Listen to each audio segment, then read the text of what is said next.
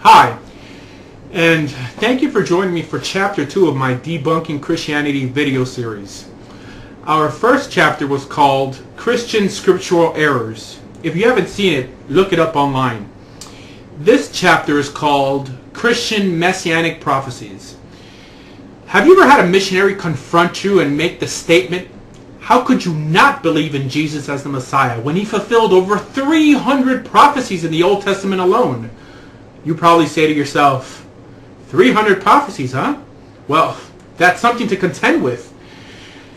If there were 300 messianic prophecies in what Christians call the Old Testament that were fulfilled by one man, that man would have to be the Messiah, right? Am I right? And if Jesus was the ultimate fulfillment of those prophecies, how would that make Jews look? The Jewish people, a people who no one would doubt are well versed in the Tanakh, what Christians call the Old Testament, must be constantly stumbling over prophecies that describe Jesus and yet fail to validate him as their Messiah. My friend, if that's the case, if Jews who are the masters of Scripture fail to recognize Jesus as the prophesied Messiah, when it's so clearly evident in Scripture, they would have to be the most vile, dishonest group in existence. To hinder the coming of the Messianic age due to arrogance? Imagine it. They must wake up every morning knowing the truth and out of sheer hatred fail to acknowledge it. That's what Christians must believe. Well, I will show you on how Christians, due to either their lack of Hebrew, Judaism, or biblical history, distort the Bible so as to paint in the figure of the man named Jesus. I will accomplish this by using the list of 324 prophecies the church claims Jesus fulfilled. You're probably wondering, what's the purpose of this video? Well, friends, its purpose is to present you with the knowledge to change and, God willing, aspire to something greater. Okay, the way this will work is that I will give you book, chapter, and verse from the Jewish Bible on what Christianity considers as a messianic prophecy, followed by the book, chapter, and verse on what Christianity claims is the fulfillment of that prophecy. Now, this list of over 300 so-called prophecies are universally accepted by Christianity. The text I used to find this information was Herbert Locklear's book titled All Messianic Prophecies of the Bible. The way we will approach this task is by creating a standard of classification. At the end of every prophecy, I will classify it by this standard. Either A, it is not a prophecy. B, it isn't exclusive. In other words, anyone could claim the same, even myself. C, is a prophecy but was not fulfilled by Jesus. D, is a prophecy and was fulfilled by Jesus. E, is not a prophecy and was not fulfilled. F, argument is not consistent biblically. And G, error in translation. Again, this chart is wanting to help you better understand the lecture. So, let's begin. Prophecy number 1. They use Genesis 3:15. Seed of a woman, the virgin birth. Was fulfilled in Luke 1:35 and Matthew 1:18 through 20. Christians claim that the first messianic prophecy alluding to Jesus in the Jewish Bible can be found in Genesis 3:15. It states, "And I will put enmity between you and the woman, and between your seed and her seed."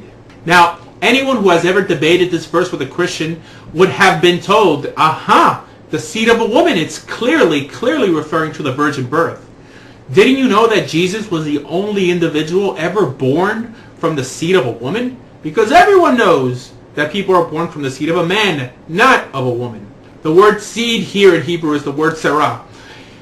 Interesting, huh? Are they correct? No, they're not. First, we have to notice the context of the situation. When God says, I will put enmity between you and the woman, and between your seed and her seed, you have to realize that God was not addressing man, but the serpent, in the presence of the woman.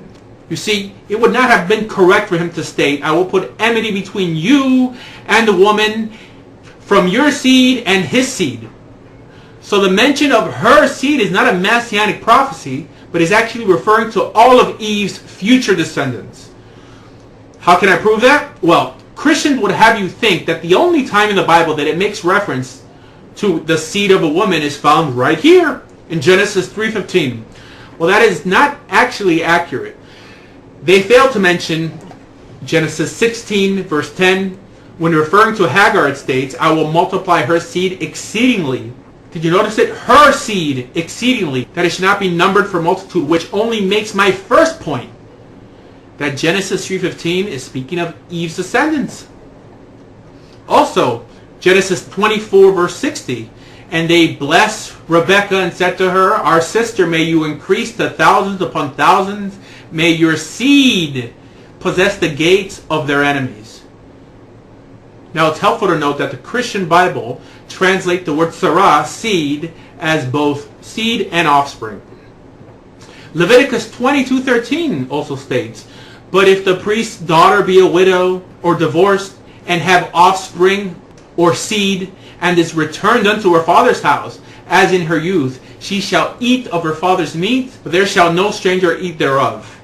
Did you catch it? And have seed or offspring. Also, Numbers 5:28 states, and if the woman be not defiled but be clean, then she shall be free, and shall conceive seed. Also, 1 Samuel 2:20, and Eli blessed Elkanah and his wife and said, the Lord give thee seed of this woman, for the loan which is lent to the Lord. Also, Ruth 4:12, and let thy house be like the house of Perez, whom Tamar bare unto Judah, of the seed which the Lord shall give thee of this young woman. Also, 1 Samuel chapter 1 verse 11, and she vowed a vow and said, O Lord, if thou wilt indeed look upon thine afflicted handmaiden, and not forget thine handmaiden, but will give unto thine handmaiden a male seed, or offspring. So, you probably already guessed the results of this so-called prophecy. It's A, it's not a prophecy. F, argument not consistent biblically. And G, error in translation.